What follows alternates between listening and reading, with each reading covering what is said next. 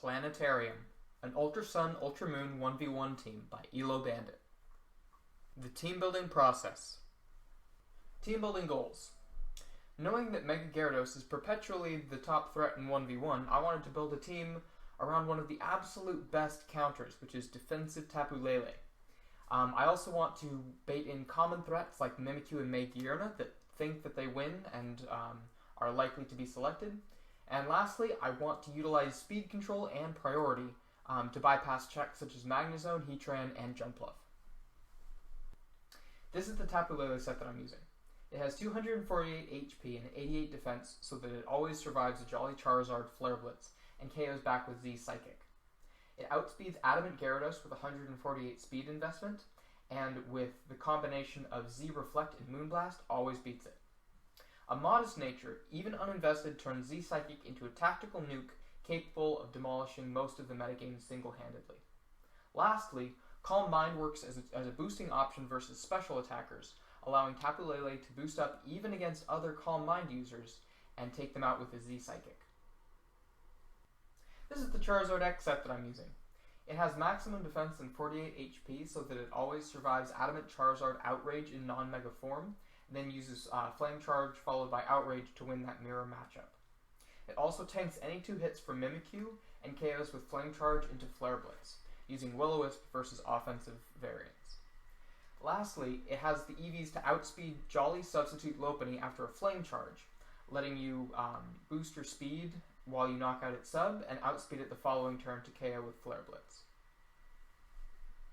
So this is the Dragonite.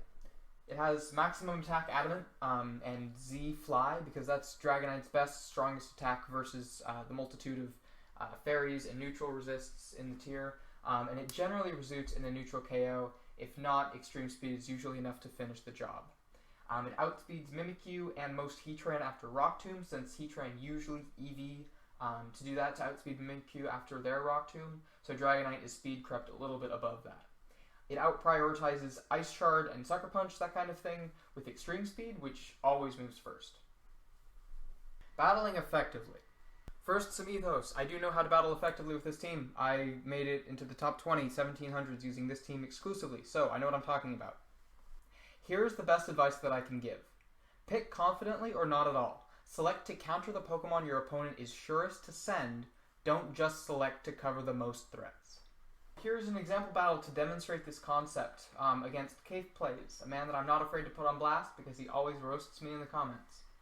So this matchup particularly, Dragonite beats Mimikyu and Pheromosa, tanking Breakneck Blitz or Timid Specs Ice Beam respectively, plus it has a decent matchup with Curse Mimikyu thanks to its EVs and Rock Tomb. Tapu Lele loses to Mimikyu and probably Specs Pheromosa, but it might beat Meloetta. Charizard is an almost certain loss against Meloetta, and it could go either way against Pheromosa, however, it's my absolute best answer to any form of Mimikyu. Dragonite is my best all-around play, but it's not what I pick. Cave Plays knows that Dragonite's my best play, so he pulls the thing that's most likely to beat it, which is Mimikyu.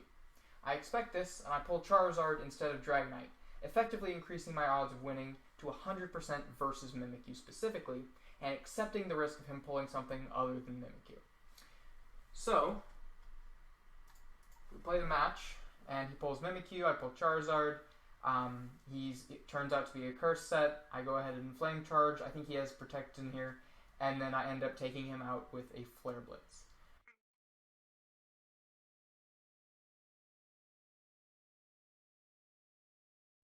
In the case of repeated matchups, try to get a feel of what Pokemon people are likely to pick into you and adjust your strategy accordingly. If someone is beating you, they're likely to stick with that same Pokemon. If someone loses, they're more likely to pick something else next round. Now, a few notes on checks, counters, and other options with this team. So first of all, steel types like Mega Metagross, Magearna, and Aegislash can potentially pose a problem because the only real counter you have to them is your Charizard X, and Charizard X doesn't even necessarily always beat stuff like Aegislash, which can potentially throw up a King's Shield and pull some shenanigans. However, you can generally figure out what they're going to do, drop a Will-O-Wisp when they're shielding, predict your way around them. Charizard can generally deal with these threats, including Jumpluff. Jumpluff is a threat to this team, however, Charizard can get around it with the Flame Charge tech, Greninja, especially if it's max special attack modest with choice specs, can use Ice Beam to take down Dragonite and Hydro Cannon to take down Charizard, respectively. However, Tapu Lele is generally bulky enough to... No, Tapu Lele is always bulky enough to survive a hit and KO it back. So, moving on, Porygon Z, if it has a Choice Scarf, this will help beat Charizard. If it's modest, it will beat Tapu Lele most of the time. However, Dragonite is a solid counter to Porygon Z. And then Heatran, kind of the same thing, does a pretty good job walling both Tapu Lele and Charizard, but again, Dragonite has the tools to finish the job. And last but not least, Mega Slowbro is actually a very strong counter to this team, the only real answer being a Belly Drum Outrage combo from Charizard X.